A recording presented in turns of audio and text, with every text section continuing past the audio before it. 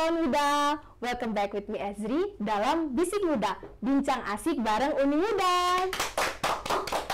So, kawan muda, hari ini kita kedatangan mahasiswa berprestasi atau alumni berprestasi, yaitu teman kita dari Prodi Hubungan Internasional yang juga kemarin terpilih sebagai Duta Pemuda perwakilan Provinsi Papua Barat Daya yang selama 1 bulan melaksanakan program PPAP di Bengkulu. Kita mau langsung kepo saja ini sama kakak sudah bergabung dengan kita.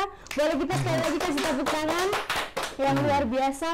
Bagaimana kakak, boleh perkenalan diri terlebih dahulu? Ini sebenarnya teman saya nih, kamu jadi saya nggak sanggup mau panggil kakak, boleh silakan. Oke, halo semua atau halo kawan muda. Saya Filemon Kristanoroy, alumni Hubungan Internasional di Uni Muda Sorong juga. Puji Tuhan baru lulus kemarin. Asik. Saya dengan Ezri. Baru wisuda kemarin, 2 hari lalu. Iya. Jadi saya juga sebagai Duta Pemuda Provinsi Papua Barat Daya tahun 2024 yang mengikuti program pertukaran pemuda antara provinsi zona barat di Bengkulu. Wah, luar biasa. Itu programnya bulan Juli kemarin ya, kakak? Iya, bulan Juli sampai bulan Agustus, awal Agustus lah ya. Sampai bulan Agustus, luar biasa. Nah, saya mau sedikit spoil nih kawan muda. Kalau kawan muda mengikuti episode-episode kita, pernah ada satu episode yang Kak Filemon ini menjadi hostnya dan saya menjadi narasumbernya. Iya, betul. Tapi sekarang kita switch position, tapi tetap sama-sama berprestasi. Boleh kasih tepuk tangan. Luar biasa. Saya senang sekali ini bertemu sama teman akrab saya, bestie saya juga ini kawan muda. Jadi kita lebih akrab, semoga ya kita tidak banyak tertawa nanti masalahnya. Oke, ini baru saja wisuda. Boleh bagaimana perasaannya waktu wisuda kemarin? Puji Tuhan bisa lulus. Bisa lulus. Ya, tidak sangka bisa lulus karena berat sekali seluruhnya. Kenapa tidak sangka? Kak Filemon ini juga masuk deretan mahasiswa berprestasi. Iya, Ezri juga Oke, luar biasa, dan pasti sudah ada planning-planning ke depan ini. Iya, betul, sudah ada planning. Luar biasa. Ini jadi alumni berprestasi, sudah mahasiswa berprestasi, alumninya juga nanti pasti berprestasi. Amin, amin. Oke, kita langsung saja masuk nih. Program PPAP, pertukaran pemuda antar provinsi. Iya, betul. Saya mau tanya-tanya, program PPAP itu sebenarnya seperti apa sih? Boleh dijelaskan singkat kepada kawan muda? Ya, jadi program PPAP atau pertukaran pemuda antar provinsi sendiri program yang diinisiasikan oleh Kementerian Pemuda dan Olahraga Republik Indonesia, di mana pemuda-pemudi ini akan diambil dari setiap provinsi, jadi berpasangan laki-laki dan perempuan dari seluruh provinsi yang ada di Indonesia dan akan ditempatkan di beberapa zona. Jadi PPAP sendiri ada 3 zona, di mana zona barat, zona tengah, dan zona timur. Pada tahun ini 2024 sendiri diambil dari zona barat dan zona tengah, di mana zona baratnya berlokasi di Provinsi Bengkulu dan zona tengahnya berlokasi di Kalimantan Utara. Kalimantan Utara. Jadi program ini juga tujuannya untuk memajukan pemuda seperti itu. Oke. Oh, ini luar biasa ini ya. Iya, betul. Ini pertukaran pemuda, berarti pemuda dari setiap daerah bertukar ke satu daerah yang dipilih, begitu ya? Betul. Berarti kurang lebih ada berapa banyak itu, Kak Filemon? Yang kemarin itu yang saya ikuti itu ada sekitar lebih dari 30 ya, 30-an, 35 lebih lah. 35 lebih. Iya. Wah, luar biasa. Berarti sudah punya banyak kenalan pasti ini. Sudah. Kenalannya dari mana saja tuh? Kenalan saya tuh dari hampir seluruh provinsi dari Indonesia. Hampir ya. seluruh provinsi. Karena kan dibagi 2 tuh, yang laki-laki sama perempuan tuh dibagi 2. Jadi ada yang ke zona baratnya dan ada yang ke zona tengahnya. Jadi kita otomatis dapat teman dari semua provinsi. Wow, seperti keren itu. sekali tuh. Iya. Enak kalau kita melakukan program-program seperti ini, jadi banyak relasi. Ya, gitu banyak ya. relasi, betul sekali. Banyak relasi. Oke, Kak Filemon, kalau program seperti ini pasti ada seleksinya. Gimana tuh seleksinya, kakak? Baik, jadi untuk PPAP sendiri ada 2 tahapan seleksi secara garis besar, di mana seleksi tingkat provinsi. Kalau dari Provinsi Papua Barat Daya ada seleksi tingkat provinsi dan juga seleksi tingkat nasional. Jadi seleksi tingkat provinsi sendiri itu terbagi dari 3 jenis seleksi yang kemarin saya ikuti. Yang pertama itu seleksi tertulis, di mana seleksi tertulis itu tuh kita seperti melakukan tes kompetensi dasar ya. Jadi kayak jadi kayak apa? Dites rasa nasionalismenya dan juga kayak rasa toleransinya. Jadi kayak ada pertanyaan-pertanyaan yang kayak saya tahu sih kayak pertanyaan-pertanyaan iya, wawasan kebangsaan betul gitu dia. Tes wawasan kebangsaan itu untuk tes tertulis. Dan untuk tes wawancaranya itu di Provinsi Papua Barat Daya sendiri kemarin tes tes wawancaranya itu terbagi lagi. Jadi ada tes bahasa Inggris, tes psikologi dan agama, dan juga tes community development atau pengembangan komunitas seperti itu. Wow, luar biasa. Berarti cukup banyak juga ya seleksinya. Cukup banyak ya seperti itu. Kalau Kak Filemon dari Provinsi Papua Barat Daya sendiri ada berapa tuh pesertanya gitu sampai akhirnya Kak Filemon lolos? Nah, ini mungkin kita mungkin provinsi baru, jadi baru mau mengikuti program PPAP ini. Yang kemarin kita seleksi itu cuma 5 orang ya, Sri. 5 orang dari provinsi sebesar ini? Dari provinsi sebesar ini cuma 5 orang dan 5 orang laki-laki dan 1 orang perempuan. Jadi total semua ada 6 orang. Baik. Oke, berarti perempuan itu pasti lolos, yang cewek pasti lolos. Tapi puji Tuhan Provinsi Papua Barat Daya adil gitu, jadi mereka masih tetap mengharuskan peserta perempuan ini harus mengikuti seleksi. Oh iya, benar-benar supaya tetap cocok dengan kriteria yang diinginkan begitu ya, luar biasa. Ini seleksinya juga kemarin saya juga sempat lihat-lihat begitu karena saya berteman dekat dengan Kak Filemon. Kemudian dia mengatakan, kita lagi pertunjukan bakat. Itu gimana tuh Kak Filemon kira-kira? Jadi ya di salah satu tes di tingkat Provinsi Papua Barat Dayanya itu ada cultural performance atau pertunjukan bakat budaya. Jadi pertunjukan bakat budaya itu di mana kita menampilkan budaya ciri khas Provinsi Papua Barat Daya yang ada di Provinsi Papua Barat Daya, seperti mungkin menyanyi lagu daerah, tarian daerah, mungkin atau melakukan kerajinan lokal seperti itu, lokal Papua Barat Daya. Yang kemarin Kak Filemon pilih? Saya menyanyi. Filemon bisa menyanyi. Boleh sedikit nyanyinya? Saya menyanyi lagu dari Maibrat, dari daerah Maibrat. Ya, padahal saya orang Sergi. Jadi itu lagunya tentang ibu ya. Jadi mohon maaf kalau saya salah lagi. Jadi kayaknya itu lagunya itu kayak seorang anak yang pergi merantau terus merindukan ibunya, seperti itu. Oh, baik. Saya membayangkan suasananya tuh nanti akan syahdu gitu ya. Betul. Oke, luar biasa. Dan akhirnya tes wawancara dan tes bahasa Inggris juga. Tes bahasa Inggris juga untuk PPAP. Oke, luar biasa. Kalau syarat-syaratnya tuh gimana saja tuh Kak Fil dari awalnya? Syarat-syarat dari awal yang pastinya dari Provinsi Papua Barat Daya sendiri itu cuma mengisi form ya. Ada form yang dibagikan dan itu sudah ada kriterianya di dalam form tersebut. Jadi kalau misalnya teman-teman merasa bahwa diri teman-teman memenuhi kriteria tersebut, ya teman-teman daftar seperti itu saja syaratnya untuk pengisian formnya. Dan ya jika pengisian sudah selesai, maka teman-teman akan mengikuti beberapa tes seperti yang tadi saya sebutkan. Oke. Nah juga yang jadi pertanyaan ini kan kita sebagai duta begitu ya, mewakili, kita jadi face-nya Papua Barat Daya di luar sana. Nah itu ada pertanyaan kayak apakah cuma bisa diikuti oleh orang-orang asli Papua, anak-anak asli Papua, atau misalnya kalau ada misalnya saya lahir besar di Papua, kemudian mungkin belum atau bukan marga asli Papua, itu bisa ikut tidak ya kira-kira?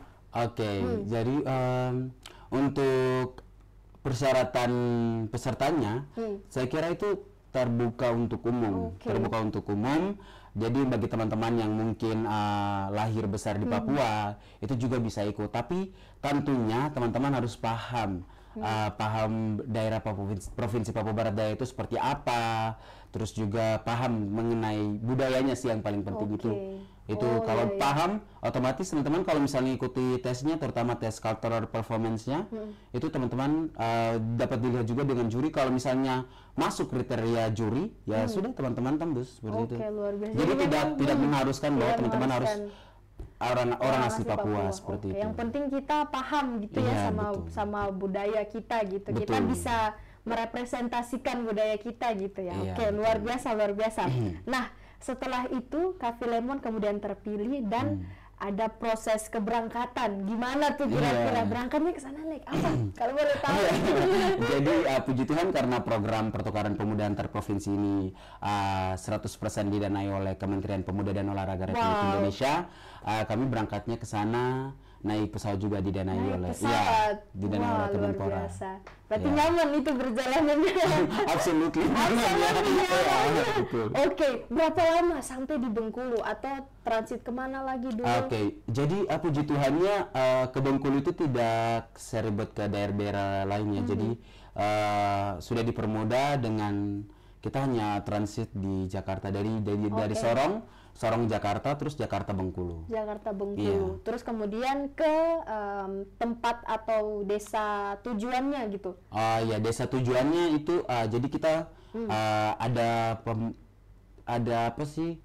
Pembagian? Ya, kayak ada pembinaan lagi ya. Selama 2 hari 3 malam di kota Bengkulunya, baru kita didistribusikan ke desa masing-masing. Ya. Bagaimana kota Bengkulu? Berbeda pasti sama kota Sorong. Sangat berbeda.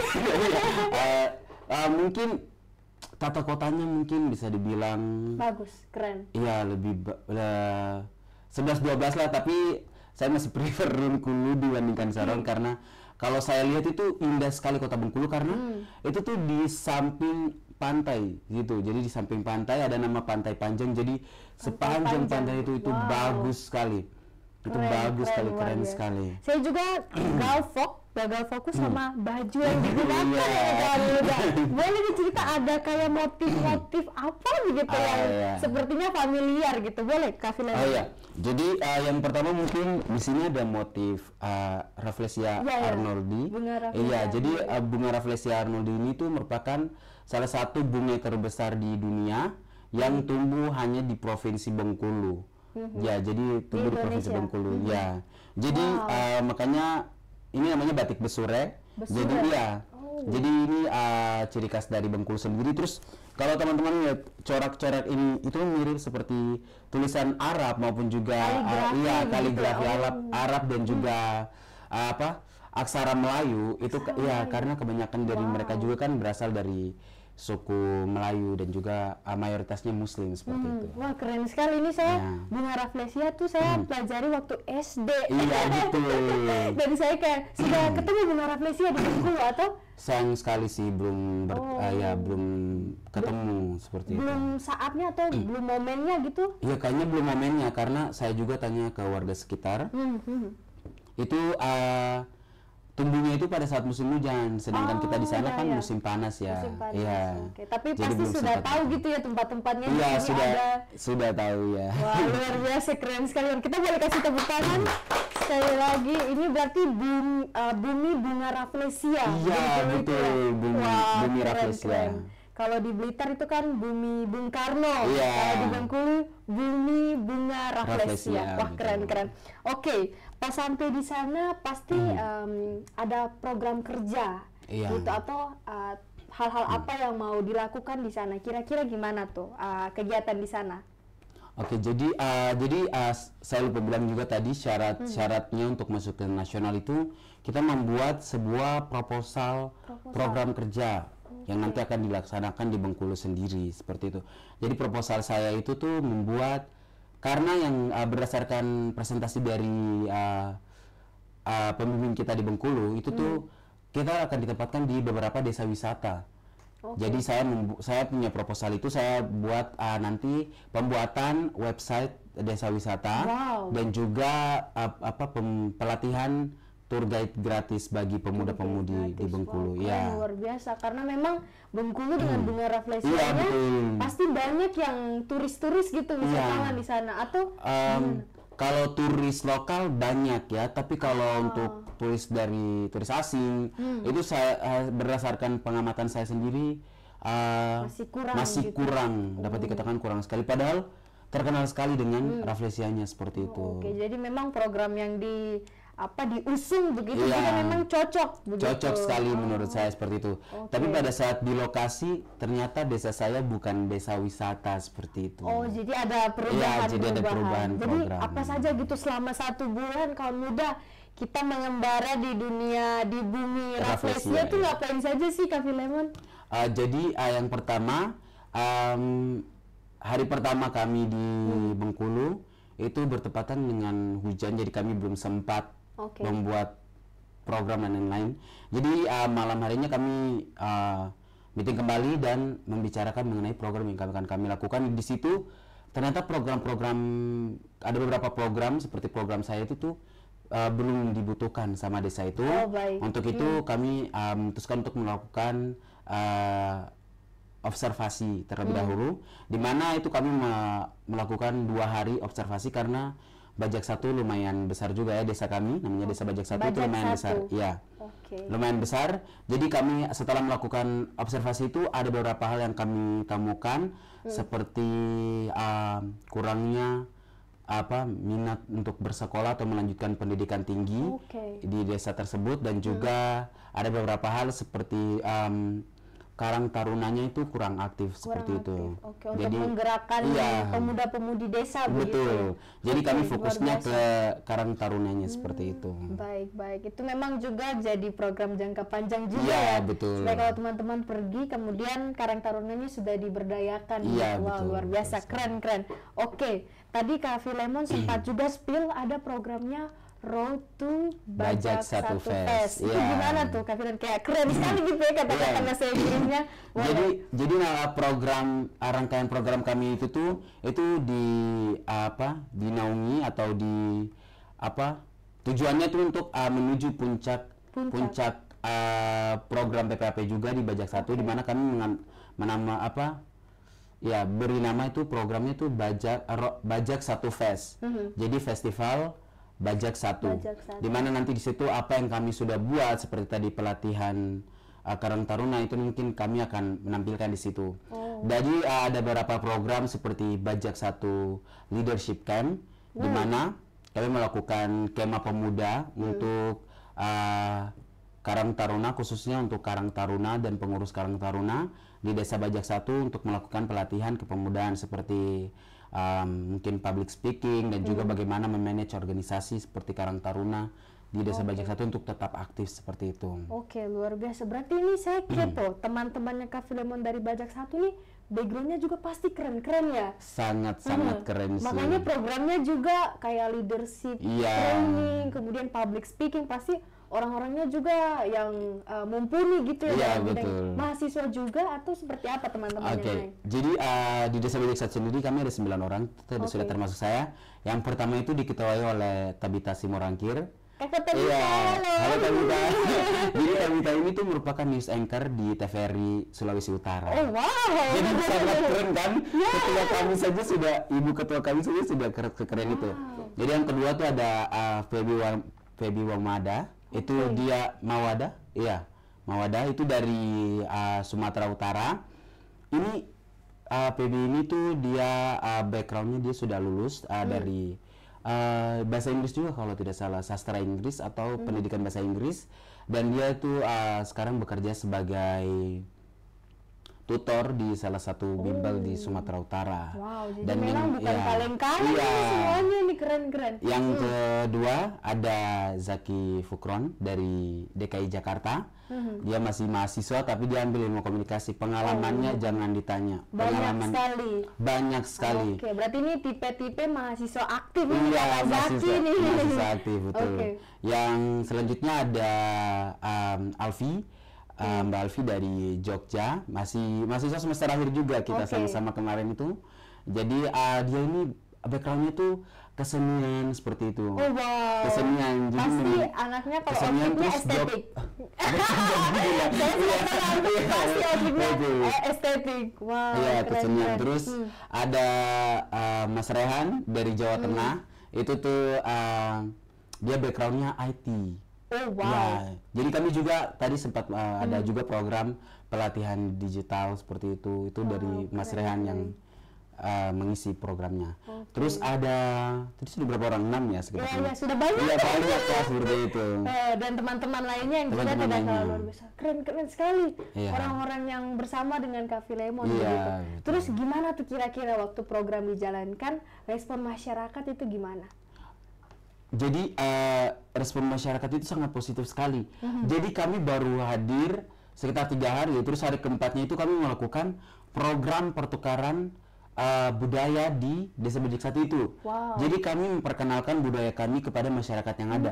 Dan undangannya itu kami bagi hanya ke pemuda-pemuda, tapi yang datang itu masyarakat semuanya datang. Ya, hampir semuanya datang di program pertama kami itu. Wow, keren sekali karena mereka ini ada apa nih? Iya. Dari mana ini mau bikin kegiatan? Itu mereka antusias sekali. Antusias masyarakatnya sangat tinggi. Wow, oke, luar biasa. Berarti perangkat desanya juga aktif begitu aktif, ya? sangat aktif ya. Oke, keren luar biasa.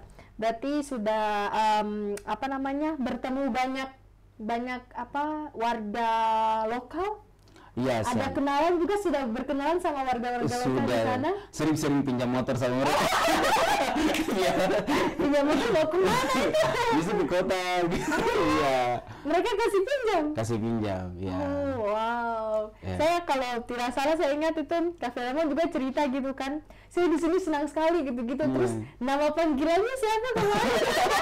Iya, mungkin karena mereka susah ya penyebutan nama saya, jadi saya singkat saja. Nama saya kan Filemon, jadi saya singkat aja Lemon biar lebih mudah dimaksud gitu. Iya. Lemon itu kalau dipanggil di kawasan Papua dan sekitarnya bahaya. Iya. Kenapa Lemon? Iya, betul. Aduh, keren. Oke, jadi nama panggilannya Lemon di sana. Iya, betul. Mereka semua kenal itu Lemon dari Papua. Iya, dari Papua yang hitam itu sudah. Tapi berprestasi gitu kan. Cuman warna kulit itu tidak menjadi penghalang untuk kita berprestasi. Wah, keren sekali, luar biasa. Kita sudah tertawa banget. Dan ke Bengkulu saya juga kayak penasaran gitu, Bengkulu tuh gimana sih gitu. Dan Kakak Filemon ini keren sekali, sama 1 bulan loh. Iya, 1 bulan Tinggal dan melakukan kegiatan, kemudian programnya sampai selesai. Sampai selesai ya. Puji Tuhan selesai. Ya. Dan masyarakat gimana tuh waktu misalnya pas mau balik nih? Pas mau balik itu cukup sedih ya. Karena kan kita di sana tinggal di ada orang tua asuh seperti itu. Jadi kayak sedih kalau tinggal meninggalkan orang tua asuh dan lain-lain seperti itu. Apalagi orang tua asuh saya tuh sangat baik sekali, walaupun mungkin saya beda backgroundnya sama mereka seperti itu, beda agama dan ras lain-lain mungkin.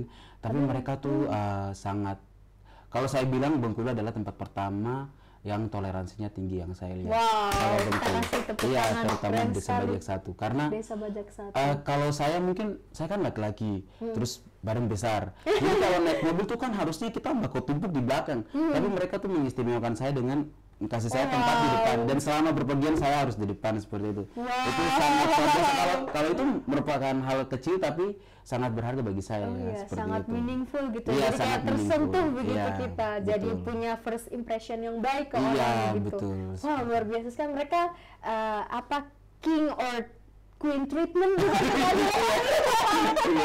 Oke, keren luar biasa. Mungkin ada yang mau disampaikan kalau misalnya Bapak nonton, biasanya boleh silakan. Tapi jangan nangis. Saya sedih juga ya. Halo Pak Al, halo Bu Al.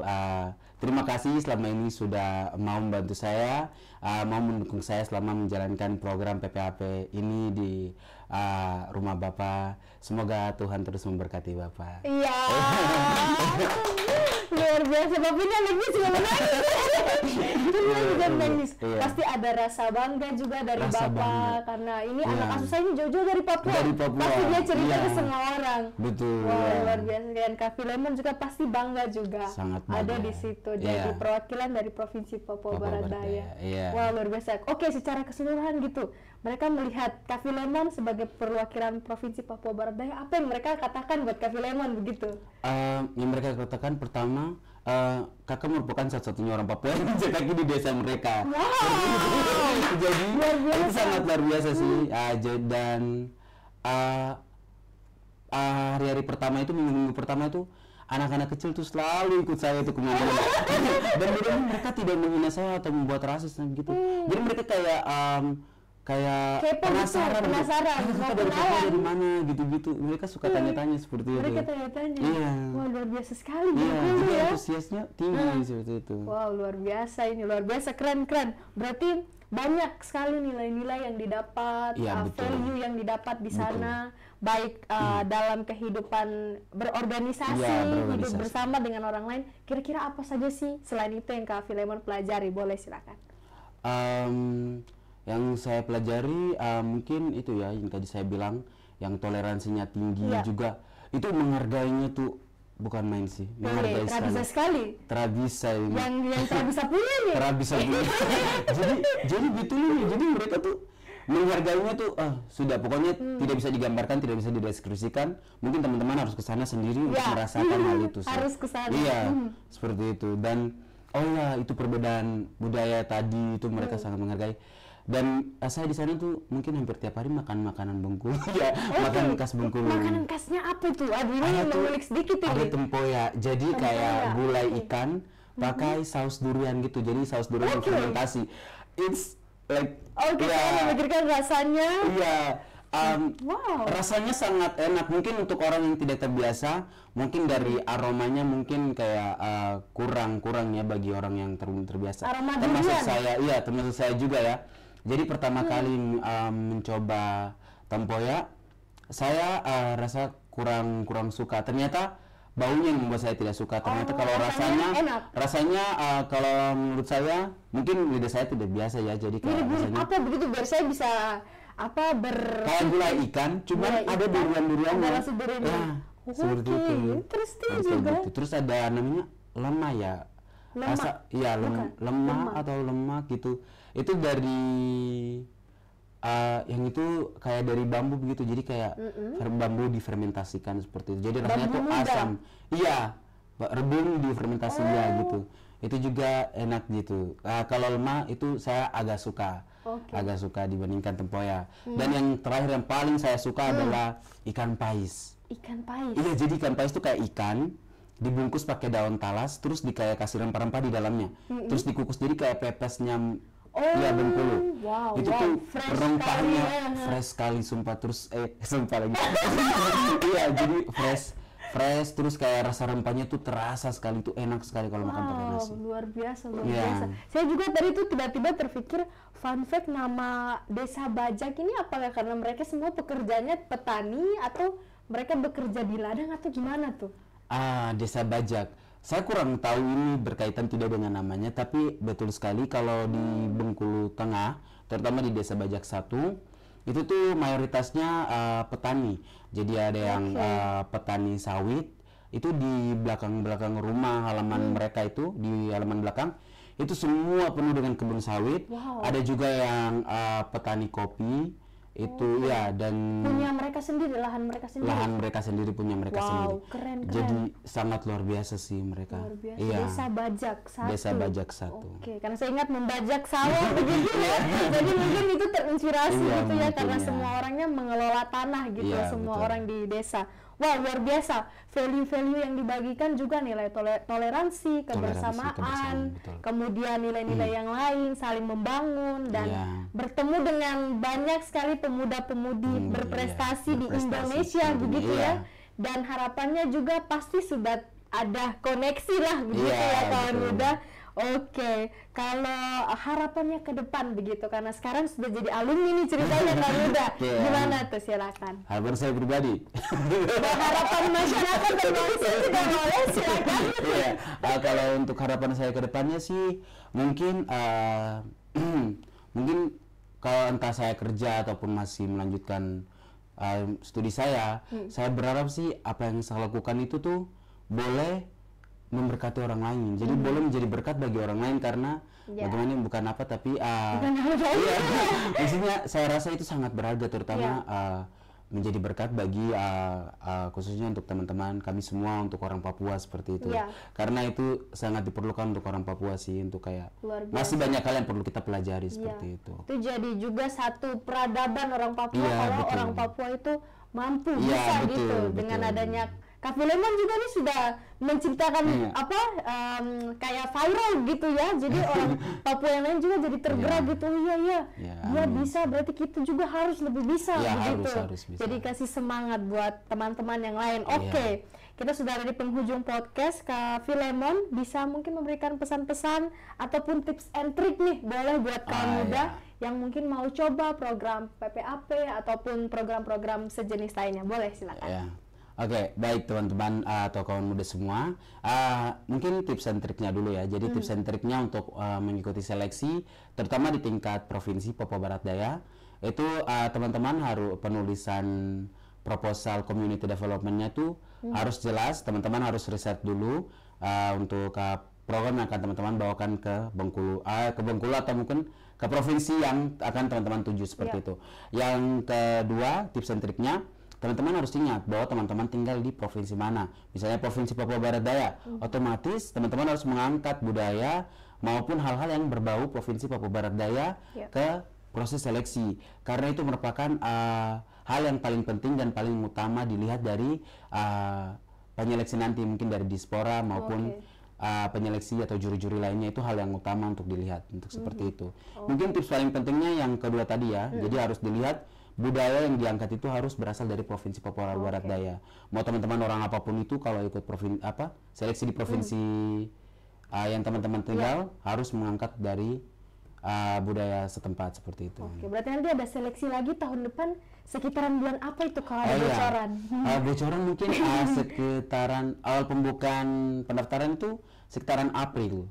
Iya, jadi seleksinya mungkin awal Mei atau akhir April. Oke, berarti teman-teman sudah bisa mempersiapkan diri ya dari sekarang mempelajari budaya. Teman-teman yang tinggal di provinsi Papua Barat Daya boleh cari-cari, ataupun kalau misalnya kalian mau tanya-tanya boleh silakan boleh tanya ke Kak Filemon. Kak Filemon ya ada di sekitaran sini saja. Oke, luar biasa sekali kawan muda, saya sangat terinspirasi dengan alumni berprestasi kali ini. 1 bulan tinggal kemudian mengabdi di Bumi Rafflesia itu juga merupakan pengalaman yang bagi saya itu sangat menarik juga. Sangat menarik bertemu dengan banyak orang, bahkan ada mama dan bapak asuh begitu. Bertemu dengan banyak orang dan jadi harapannya biar menjadi berkat bagi banyak orang gitu. Luar biasa Kak Filemon. Terima kasih banyak sudah berkenan untuk hadir, juga batiknya juga keren sekali sama selempangnya. Kita akan bertemu lagi di episode-episode keren lainnya. Nantikan terus video ataupun podcast Bisik Muda. Sampai ketemu. Bye bye.